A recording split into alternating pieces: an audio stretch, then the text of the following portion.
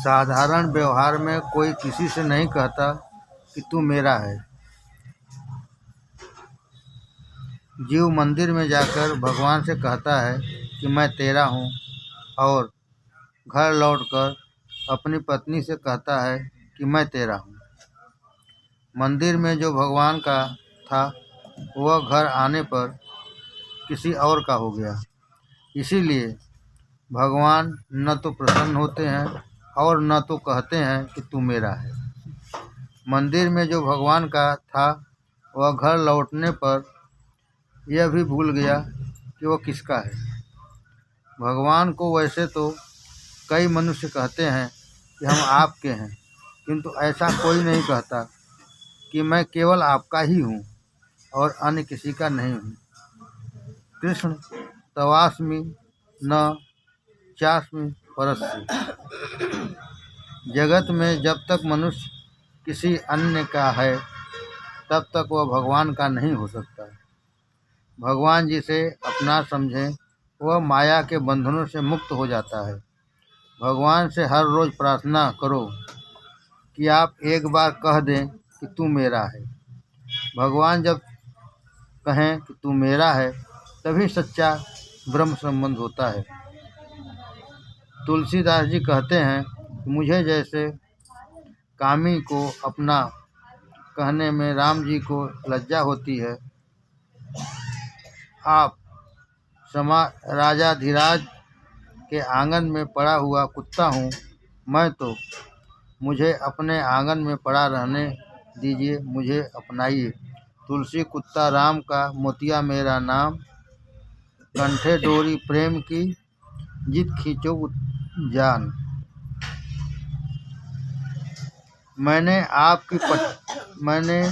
आपकी पट्टी गले में बांध ली है। मैं पापी हूँ फिर भी आपका हूँ। मैं कुत्ता हूँ राम जी का। परमात्मा ने मुझे अपनाया है। परमात्मा जब आपको अपना लें तब उन्हें जो काम पसंद आए वे ही काम करो। भोग में संतोष मान लो, किंतु भगवान के भजन में कभी संतुष्ट मत हो। भक्ति में जो संतोष मान लेता है वह प्रभु के मार्ग में कभी आगे नहीं बढ़ सकता। भक्ति ऐसी करो कि भगवान तुम्हें स्मरण करें। भक्ति ऐसी करो कि भगवान तुम्हें स्मरण करें, भगवान को तुम्हारी याद सताए।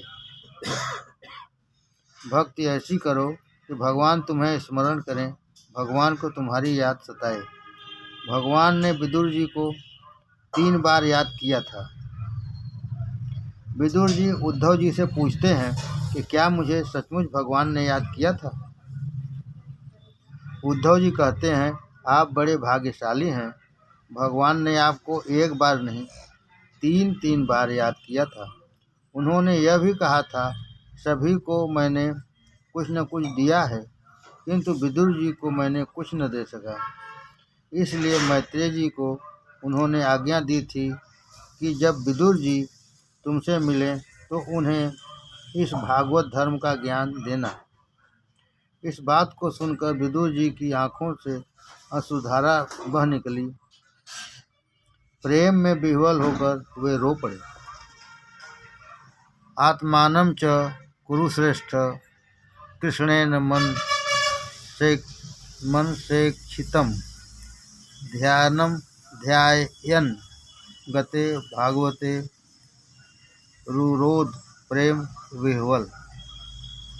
परम भक्त उद्धव जी के मुख से भगवान के प्रशंसनीय कार्यों की बात तथा प्रभु के अंतर्ध्यान होने के समाचार सुनकर तथा परम धाम जाते समय भी प्रभु ने मुझे याद किया, ऐसा जानकर और उद्धव जी के चले जाने से विदुर जी प्रेम विह्वल होकर रोने लगे।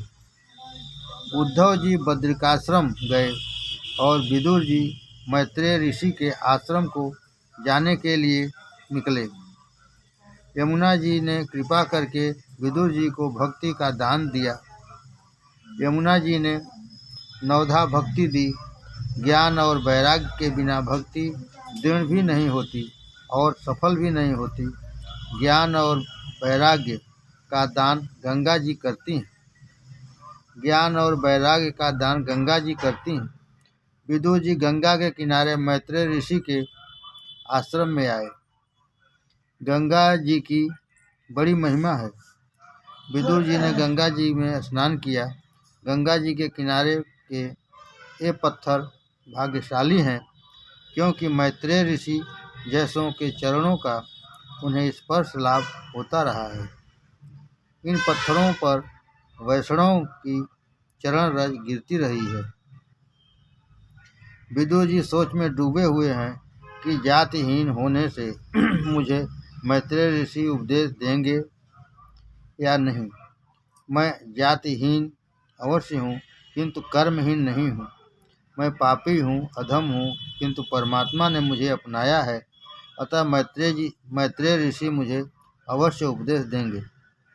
भक्ति मार्ग की श्रेष्ठता का यही कारण है कि जब तक परमात्मा का प्रत्यक्ष मिलन न होने पाए, तब तक मुक्त ऐसा ही मानता है कि मेरे ही दोष के कारण मिलन नहीं हो रहा है। भक्ति मार्ग की श्रेष्ठता का यही कारण है कि जब तक परमात्मा का प्रत्यक्ष मिलन न होने पाए, तब तक मुक्त ऐसा ही मानता है कि मेरे ही दोष के कारण मिलन नहीं हो पा रहा है। भक्ति से दैन्य की उत्पत्ति होती है। ज्ञान मार्ग में योगी ब्रह्मरूप होने लगता है, किंतु अभिमान आने के कारण बहुतों का पतन भी होता है। आश्रम में बाहर विदुर जी ने मैत्रेय जी को साष्टांग प्रणाम किया। उनके विनय विवेक से सभी को आनंद हुआ। मैत्रेय ऋषि कहते हैं, विदुर जी, मैं आपको पहचानता हूँ। आप साधारण व्यक्ति नहीं हैं। आप तो यमराज के अवतार हैं। मांडव्य ऋषि के शाप के कारण दासी पुत्र के रूप में शूद्र के घर आपका जन्म हुआ था। एक बार कुछ चोरों ने राजकोष से चोरी की। चोरी करके वे भागने लगे। राजा के सेवकों को इस चोरी का समाचार मिला, तो उन्होंने चोरों का पीछा किया। राजा के सैनिकों को पीछे आते हुए देखकर चोर घबरा गए। चोरी के माल के साथ भागना मुश्किल था। इतने में रास्ते में मांडव्य ऋषि का आश्रम आया, तो चोरों ने चुराई हुई वह सारी धन संपत्ति उन्हीं के आश्रम में फेंक दी और भाग खड़े हुए। राजा के सैनिक पीछा करते हुए आश्रम में आए। वहां राजकोष से चुराई गई सारी धन संपत्ति को देखकर उन्होंने मान लिया कि यह मांडव्य ऋषि ही चोर है। उन्होंने ऋषि को पकड़ा और धन संपत्ति के साथ राजा के समक्ष उपस्थित कर दिया। राजा ने देहांत दंड दिया।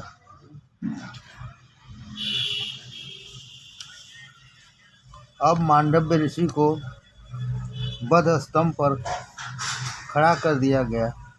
वे वहीं पर गायत्री मंत्र का जाप करने लगे। मांडव्य मरते ही नहीं हैं। ऋषि का दिव्य तेज देखकर राजा को लगा कि यह तो कोई तपस्वी महात्मा लगते हैं। राजा भयभीत हो गया। ऋषि को वध स्तंभ से नीचे उतारा गया। सारी बात जानकर राजा को दुख हुआ और पश्चाताप होने लगा कि मैंने निरपराध ऋषि को सूली पर चढ़ाना चाहा।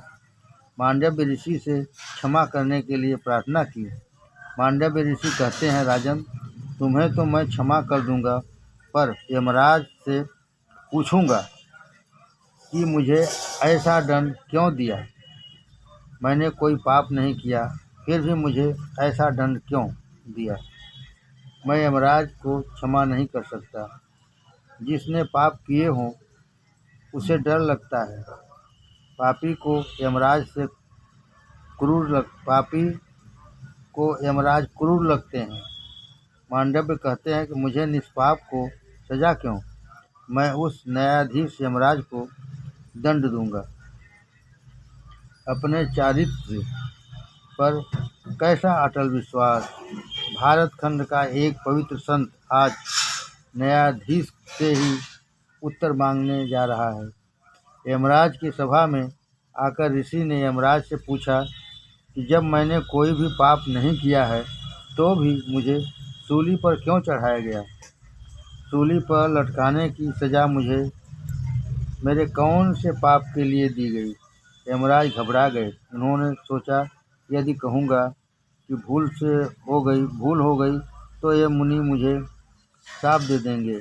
अतः उन्होंने ऋषि से कहा कि जब आप 3 वर्ष के थे तब आपने एक तितली को कांटा चुभोया था, उसी पाप का यह सज़ा दी गई है। जाने या अनजाने जो भी पाप किया जाए उसका दंड भुगतना ही पड़ता है। भगवान पाप को नहीं स्वीकार करते। पुण्य के उपभोग की इच्छा न करे और कोई बात नहीं, किंतु पाप तो भोगना ही पड़ेगा। पुण्य के उपभोग की इच्छा न करे तो कोई बात नहीं, किंतु पाप तो भोगना ही पड़ेगा। पुण्य कृष्णार्पण हो सकता है, पाप नहीं। पाप तो भोगना ही पड़ेगा, अन्यथा पाप का नाश नहीं हो सकता। लोग शाम को दुकान से घर लौटते समय मंदिर में जाते हैं और हाथ जोड़कर प्रार्थना करते हैं, सारे दिन में जो कुछ झूठ बोला होगा, किसी को ठगा होगा, जो कुछ भी दुष्कर्म किए होंगे, वे सभी तुम्हें अर्पित करता हूँ। कायेन वाचा मन से इंद्रिय व बुद्धयात्मना व प्रकृते स्वभावात् करोमि यत् यत् सकलं परस्मै नारायण एति समर्पयामि। काया वाचा और मन से जो किया जाए, अर्थात इनसे जो पुण्य किया जाए वह प्रभु को अर्पण करना है। पुण्य समर्पित हो सकता है, पाप नहीं। भगवान पाप नहीं लेते। सामान्य सरकार पुरस्कार वापस लेती है, किंतु किसी को दी गई सज़ा वापस नहीं लेती। भगवान कहते हैं कि कैसा मूर्ख व्यक्ति है जो मुझे अपने पाप अर्पित करने चला है। परमात्मा को हमेशा पुण्य समर्पित करो। सदा यही सोचो कि पाप की सज़ा मैं सह लूँगा और ठाकुर जी को पुण्य अर्पित करूँगा।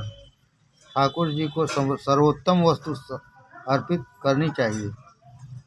इसका नाम ही भक्ति है। भगवान को पुण्य ही समर्पित किए जाने चाहिए।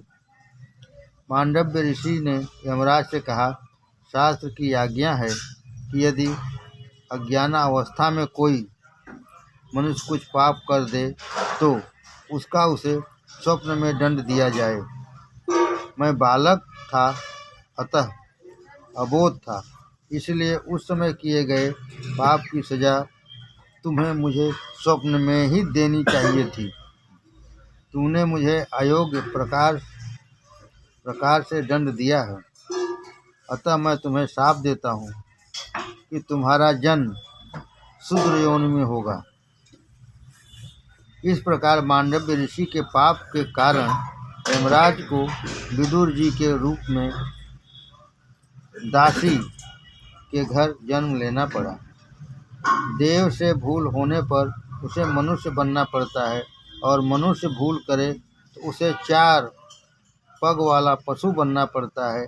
पापी मनुष्य पशु बनता है। देव से भूल होने पर उसे मनुष्य बनना पड़ता है, और मनुष्य भूल करे तो उसे 4 पग वाला पशु बनना पड़ता है। पापी मनुष्य पशु बनता है। विदुर जी कहते हैं, एक बार मुझसे भूल हो गई जो मुझे देव से मनुष्य बनना पड़ा, और अगर अब भी मैं असावधान रहा तो मुझे पशु बनना पड़ेगा। फिर इसके बाद मैत्रेय जी से विदुर जी ने अनेक प्रश्न पूछे। भगवान अकर्ता हैं, फिर भी कल्प के आरंभ में इस सृष्टि की रचना उन्होंने कैसे की। संसार में सभी लोग सुख के लिए प्रयत्न करते हैं, फिर भी न तो उनका दुख दूर होता है और न तो उन्हें सुख मिलता है। ऐसा क्यों? इन प्रश्नों का उत्तर मिले ऐसी कथा कीजिए और भगवान की लीलाओं का वर्णन कीजिए। मैत्रेय जी ने कहा, सृष्टि की उत्पत्ति की तथा सृष्टि की उत्पत्ति की कथा भागवत में बार बार आती है।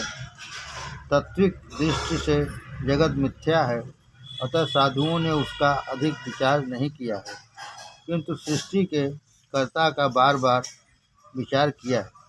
परमात्मा को माया का स्पर्श हुआ, सो उसने संकल्प किया कि मैं एक से अनेक बनूं। परमात्मा को माया का स्पर्श हुआ, सो उसने संकल्प किया कि मैं एक से अनेक बनूं। एको अहम बहुश्यामः। पुरुष में से प्रकृति, प्रकृति में से महत्त्व में से अहंकार उत्पन्न हुआ। अहंकार के 4 प्रकार हैं। फिर पंच तन्मात्रा से 5 महाभूतों की उत्पत्ति हुई, किंतु एक तत्व स्वयं कुछ भी क्रिया नहीं कर सकते थे, अतः ईश्वर ने हरेक वस्तु में प्रवेश किया।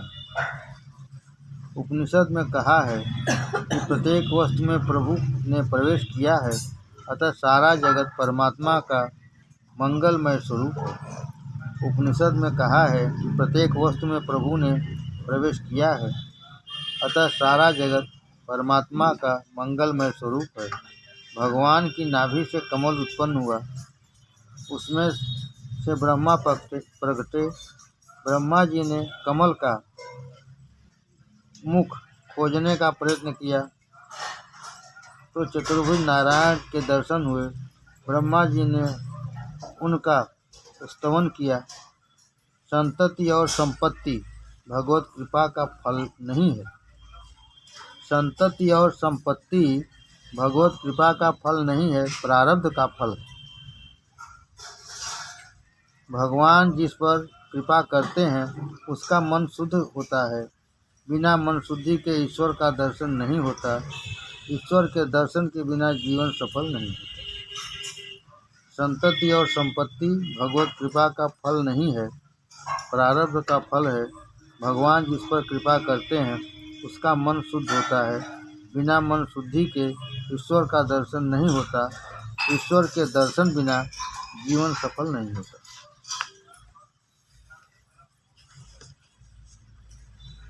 जिसने मुझे जन्म दिया उसी को जानने का मैंने प्रयत्न भी नहीं किया। मेरे जैसा मूर्ख और कौन होगा। ब्रह्मा जी को डर लगा कि संसार में आने पर इंद्रियां कहीं गलत रास्ते पर न चली जाएं। ब्रह्मा जी ने सृष्टि का निर्माण किया, काम को जन्म दिया। काम ने प्रथम पिता को मोहित किया। काम ने पहले पिता को ही मोहित किया। प्रथम हुए स्वयंभू मनु और शत्रुपा रानी। उस समय पृथ्वी तो रसातल में डूबी हुई थी। ब्रह्मा ने सोचा कि प्रजा का निर्माण तो करूं, किंतु उसे बसाऊं कहाँ। अतः नासिका में से वराह भगवान प्रकट हुए। उन्होंने पृथ्वी को पानी में से बाहर निकाला, रास्ते में हिरण्याक्ष को मारा और पृथ्वी का शासन मनु के हाथ में सौंपकर भगवान स्वधाम लौट गए। विदुर जी ने कहा कि आपने तो बहुत संक्षिप्त कथा सुनाई, इस कथा का रहस्य क्या है? यह हिरण्याक्ष कौन था? धरती रसातल में क्यों डूबी थी? 12 नारायण का चरित्र मुझे सुनाइए। यह कथा मैत्रेय जी ने विदुर जी को सुनाई थी और सुखदेव जी ने परीक्षित को। दिति कश्यप ऋषि की धर्मपत्नी थी। एक दिन सायंकाल को दिति श्रृंगार करके पति के पास आई और काम सुख का उपभोग करने की इच्छा प्रकट की, क्योंकि वह कामातुर हो गई थी। कश्यप ने कहा, देवी, यह समय सायंकाल का है। यह समय काम सुख के लिए उपयुक्त नहीं है। इस समय कामाधीन होना ठीक नहीं है। जाओ दीपक जलाओ। शास्त्र में कहा गया है कि सौभाग्यवती स्त्री में लक्ष्मी का अंश है। सायंकाल के समय लक्ष्मी नारायण घर आते हैं। उस समय घर बंद होगा तो लक्ष्मी जी जय श्री कृष्ण कहती हुई वापस लौट जाएंगी। आजकल तथाकथित सुधरे हुए लोग खास करके शाम को ही ताला लगाकर बाहर निकल पड़ते हैं। घूमने जाना ही हो तो सूर्यास्त के पहले घर में लौट आना चाहिए। स्त्रियों को चाहिए कि शाम को घर के बाहर भटकती न फिरें। संध्या समय तुलसी की पूजा करो और वहाँ दीपक जलाओ। भगवान के आगे धूप दीप जलाओ। मनुष्य के हृदय में अंधकार है, वहाँ प्रकाश जलाना है। दसम स्कंद में कथा है, गोपियाँ यशोदा जी से फरियाद करती हैं कि कन्हैया हमारा माखन चुराकर खा जाता है। तो यशोदा कहती हैं कि अंधेरे में माखन रखा करो कि जिससे कन्हैया उसे देख ही न पाए। गोपियाँ कहती हैं कि माखन तो अंधेरे में ही रखा था, किंतु कन्हैया के आते ही वहाँ उजियारा छा गया। ईश्वर पर प्रकाशी नहीं है, वह तो स्वयं प्रकाशी हैं। परमात्मा को दीपक की आवश्यकता नहीं है। दिए की जरूरत तो मानव को होती है। सायंकाल सूर्य और चंद्र के तेज क्षीण होते हैं, दुर्बल होते हैं। सूर्य बुद्धि का स्वामी है और चंद्र मन का। मन और बुद्धि के स्वामी सूर्य चंद्र के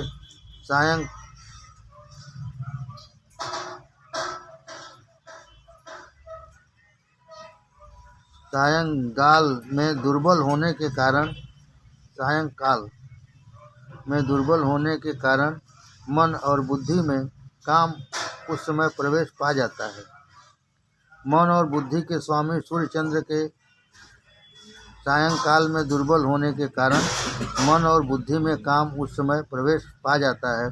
काम मन में सांझ की बेला में प्रवेश करता है और रात्रि को प्रकट होता है। संध्या काल में प्रभु के नाम का जप करोगे तो मन में काम का प्रवेश नहीं हो पाएगा। कश्यप ऋषि दिति को समझाते हैं कि मान जाओ। भगवान शंकर इस समय जीव मात्र को निहारने के लिए भ्रमण करते हैं, अतः इस समय स्त्री संग करने से शंकर भगवान का अपमान होगा और अपमान के कारण अनर्थ होगा। शंकर भगवान देख लेंगे तो दंड देंगे। भस्मांतम शरीरम, इस शरीर का अंत में तो भस्म ही होगा। अतः शिव जी भस्म लगाते हैं और जगत को वैराग का बोध कराते हैं। शरीर का अतिशय लालन न करो। हमेशा याद रखो कि इस शरीर को एक न एक दिन श्मशान में ही जाना है। गृहस्थाश्रम विलास के लिए नहीं है, किंतु मर्यादा में रहकर विवेक से काम सुख का उपभोग करके काम का विनाश करने के लिए है, वैराग के लिए है। नियम पूर्वक काम के विनाश के लिए यह गृहस्थाश्रम है। काम ऐसा दुष्ट है कि एक बार हृदय में प्रवेश करने के बाद वह बाहर निकलता ही नहीं है।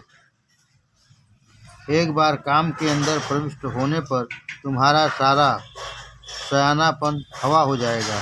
अतः जीवन ऐसा सादा और पवित्र बनाओ, मन बुद्धि में प्रवेश करने का अवसर काम कभी पा ही न सके।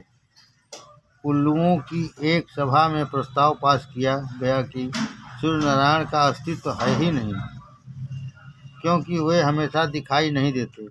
उल्लू सूर्य को देख न सके तो क्या इसका अर्थ यह है कि सूर्य का अस्तित्व ही नहीं है? धर्म में आस्था न रखने वाले, ईश्वर को न मानने वाले इसी उल्लू के बड़े भाई ही हैं।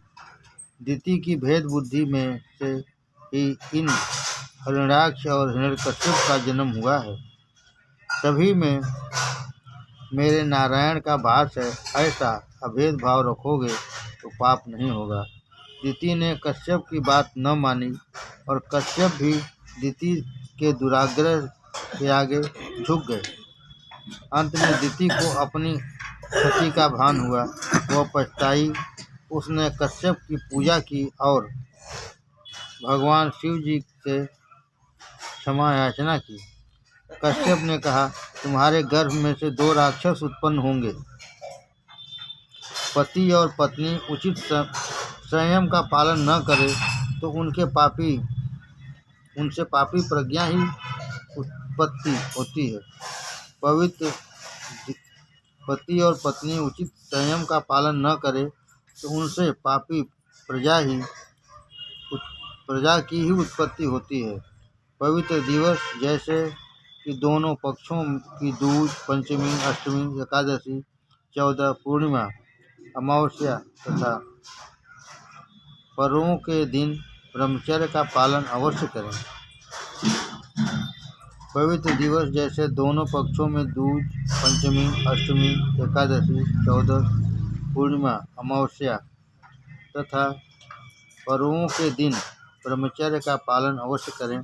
लोग कहते हैं कि काल बिगड़ गया है, अतः पापी प्रजा उत्पन्न हो रही है। वैसे काल भी कुछ कुछ बिगड़ा तो है ही, किंतु लोगों का दिल ज़्यादा बिगड़ गया है। एकादशी पूर्णिमा का पवित्र दिनों का विचार किए बिना ही कामांध हो जाते हैं, अतएव पापी प्रजा उत्पन्न हो रही है। काम को हृदय में प्रवेश करने का अवसर ही न दिया जाए। एक बार काम का हृदय में प्रवेश हो गया तो सयानापन निरर्थक हो जाता है। दिति ने भी कामांध होने के कारण ही सयानापन गंवा दिया था। मनुष्य केवल इस शरीर का ही विचार करेगा तो भी उसके हृदय में शरीर सुख के प्रति तिरस्कार उत्पन्न होगा और वैराग के भावों की उत्पत्ति होगी। यह शरीर कैसा है? इसमें हड्डियां टेढ़ी तिरछी बिठा दी गई हैं, उस पर मांस रख दिया गया है और फिर त्वचा से ढक दिया गया है, अतः अंदर की चीज़ें नहीं दिखती। अन्यथा रास्ते में पड़े हुए हड्डी के टुकड़े को कोई छुएगा भी नहीं। वह सोचेगा कि उसे छूने से शरीर अपवित्र हो जाएगा, किंतु वही मनुष्य देह में छिपी हुई हड्डियों से प्रेम करता है। ऐसी मूर्खता दूसरी और क्या होगी। भागवत में एक स्थान पर कहा गया है कि यह शरीर तो कुत्ते और लोमड़ी का भोजन है। अग्नि संस्कार न हो तो उसे कुत्ते ही खाएंगे। ऐसे शरीर का मोह छोड़ो। जब दिति ने जाना कि उसके गर्भ से राक्षस उत्पन्न होंगे तो वह घबरा गई। तब कश्यप ने कहा कि उनका संहार करने के लिए भगवान नारायण आएंगे। तो दिति ने कहा कि तब तो मेरे पुत्र बड़े भाग्यशाली होंगे। कश्यप ने दिति को ऐसा ही आश्वासन दिया कि तेरे पौत्र महान भागवत भक्त और महान वैष्णव होगा और प्रहलाद नाम से जगत में विख्यात होगा। जो ठाकुर जी का सेवा स्मरण अकेले करे वह साधारण वैष्णव है, किंतु जिसके संग से दूसरों को भी ईश्वर की सेवा और स्मरण करने की प्रेरणा मिले और इच्छा जागे वह महान वैष्णव है। जो ठाकुर जी का सेवा स्मरण अकेला करे वह साधारण वैष्णव है, किंतु जिसके संग से दूसरों को भी ईश्वर की सेवा और स्मरण करने की प्रेरणा मिले और इच्छा जागे वह महान वैष्णव है। भक्तों ने एक बार महाप्रभु वल्लभाचार्य जी से कहा कि हमें वैष्णव का लक्षण बताइए। महाप्रभु जी ने कहा कि जो ठाकुर जी की सेवा करे वही वैष्णव है। भक्तों ने कहा है, यह बात तो हम भी जानते हैं, हमें कुछ विशिष्ट लक्षण बताइए। तो महाप्रभु जी ने कहा कि महान वैष्णव वह है जिसके संग में आने वाले को ठाकुर जी की सेवा से प्रीति हो जाए और उस पर भी कृष्ण भक्ति का रंग लग जाए। प्रहलाद महान वैष्णव हैं, प्रहलाद के संग में आने पर भी भक्ति का रंग लग जाता था। तुम्हारी संगत करने वाले पर भक्ति का रंग न लगे तो मानो कि तुम्हारी भक्ति अभी कच्ची है। तुम्हारी संगत करने वाले पर भक्ति का रंग न लगे तो मानो कि तुम्हारी भक्ति अभी कच्ची ही है। किंतु दूसरों को सुधारने की तकलीफ में पड़ने की साधारण मनुष्य को कोई ज़रूरत नहीं है। तुम अपना ही मन शुद्ध कर लो, बस यही काफ़ी है। व्यसन जैसा कोई पाप नहीं। जो व्यसन को पराजित कर सकता है वही भक्ति कर सकता है। आजकल तो फैशन और व्यसन में ही समय और संपत्ति का व्यय किया जाता है। व्यसन के पीछे पागल बना हुआ व्यक्ति भगवान की सेवा नहीं कर सकता। वैष्णव तो वह है कि जो निर्व्यसनी हो। जो भगवान की आराधना करना चाहता है उसे लौकिक व्यसन से प्रीत नहीं करनी चाहिए। जिसे ईश्वर की आराधना करनी है उसे चाहिए कि फैशन और व्यसन में न फंसे। व्यसन हो तो एक ही हो और वह व्यसन हो कृष्ण भक्ति का। विद्या व्यसनम अथवा हरि पाद सेवनम व्यसनम। तुकाराम महाराज को भक्ति का ऐसा ही व्यसन था। उनकी आँखों को ऐसी आदत पड़ गई थी, जहाँ की उनकी नज़र जाती वहाँ उन्हें मुरली मनोहर का स्वरूप दिखाई देता था। तुकाराम महाराज को भक्ति का ऐसा ही व्यसन था। उनकी आँखों को ऐसी आदत पड़ गई थी कि जहाँ भी उनकी नज़र जाती वहाँ उन्हें मुरली मनोहर का स्वरूप दिखाई देता था।